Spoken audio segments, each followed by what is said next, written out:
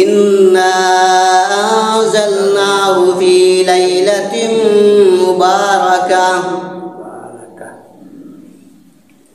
ইন্না কুন্না মুনদিরিন ফিহা ইউফরাকু কুল্লু আমরিন হাকিম। এই রাত্রে মানুষের ভাগ্য নির্ধারণ করা হয়।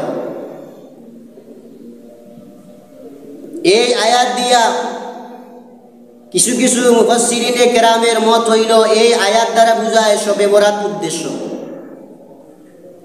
আল্লাহ এই রাত্রিতে কুরআন নাজিল করেছেন, এই রাত্রিতে ভাগ্য বন্টন করা হয়।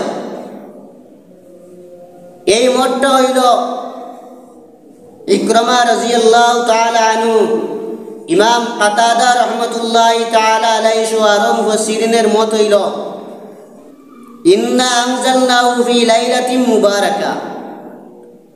সূরা দুহানের এই যে আয়াত, প্রথম আয়াত, এই আয়াতের নম্বর আয়াত ফিহা ইউফরাকু কুল্লু আমরিন হাকিম। এই আয়াত দ্বারা বোঝা যায় এই রাত্রিতে ভাগ্য বন্টন করা হয়। আর অসংখ্য অগণিত হাদিসে আছে শবে বরাতের রাত্রিতে মানুষের ভাগ্য বন্টন করা হয়। তাহলে এই আয়াত দ্বারা বোঝায় উদ্দেশ্য হইল শবে বরাত উদ্দেশ্য। অপরদিকে আর মুফাসসিরিনে কেরাম বলেন ইন্না আনজালনাহু ফি লাইলাতিল কদর। আল্লাহ কুরআন নাজিল করেছেন শবে কদরের রাত্রিতে। অন্য আয়াতে আছে শাহরু রমাজানাল্লাযী উনজিলা ফীহিল কুরআন। কুরআন নাজিল করেছেন আল্লাহ রাব্বুল আলামিন রমজান মাসে। তাহলে তাদের মত হইল যে আল্লাহ যেহেতু এই দুই সূরার দুই আয়াতে বলেছেন শবে কদরে আল্লাহ কুরআন নাজিল করেছেন, আর সূরা দুখানেও বলেছেন লাইলাতুল মুবারাকা, যে লাইলাতুল মুবারাকা রাত্রি দ্বারা তারা উদ্দেশ্য নেয় এটা শবে কদর। আগের মুফাসসিরিনে কেরাম লাইলাতুল মুবারাকা দ্বারা, আগের মুফাসসিরিনে কেরাম ইকরামা রাদিয়াল্লাহু তাআলা আনহু, ইমাম কাতাদা রাহমাতুল্লাহি তাআলা আলাইহি সহ আরো মুফাসসিরিনের মত হইল লাইলাতুল মুবারাকা দ্বারা উদ্দেশ্য হইল শবে বরাত।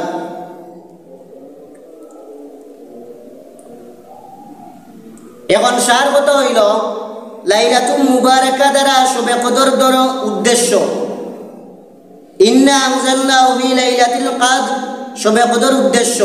কুরআন শবে কদরের রাত্রিতে নাজিল হয়েছে, কুরআন লাইলাতুল মুবারাকার রাত্রিতে নাজিল হয়েছে। এটা হইল একদল মুফাসসিরিনে কেরামের মত।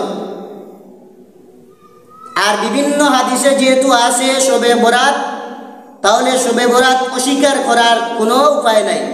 শবে বরাত অস্বীকার করলে গুমরাহ। অপরদিকে যে সকল মুফাসসিরিনে কেরাম বলেছেন লাইলাতুল মুবারাকা দ্বারা উদ্দেশ্য হইল শবে বরাত, তাহলে শবে বরাত লাইলাতুল মুবারাকা দ্বারা উদ্দেশ্য আছে। আরও অসংখ্য গণিত হাদিসে আছে এই রাত্রিতে ভাগ্য বন্টন করা হয়। সূরা দুহানের 5 নম্বর আয়াতে আছে ফিহা ইউফরাকু কুল্লু আমরিন হাকিম। এই রাত্রিতে মানুষের ভাগ্য নির্ধারণ করা হয়। তাহলে বোঝা গেল এই আয়াত দ্বারা উদ্দেশ্য হইল শবে বরাত উদ্দেশ্য। শবে বরাত অস্বীকার করার মতো কোনো সুযোগ নাই। ইমাম ফখরুদ্দিন রাজি রহমতুল্লাহি তাআলা আলাইহি তার তফসিরের কিতাব তফসিরে কবিরের মধ্যে লিখেছেন লাইলাতুল মুবারাকার রাত্রের শবে বরাতের রাত্রের নাম হইল 4টি। শবে বরাত এই রাতের নাম হইল 4টি, লাইলাতুল মুবারাকা, লাইলাতুল বরাত, লাইলাতুল কদর, লাইলাতুস শব। ইমাম ফখরুদ্দিন রাজি তফসিরের মধ্যে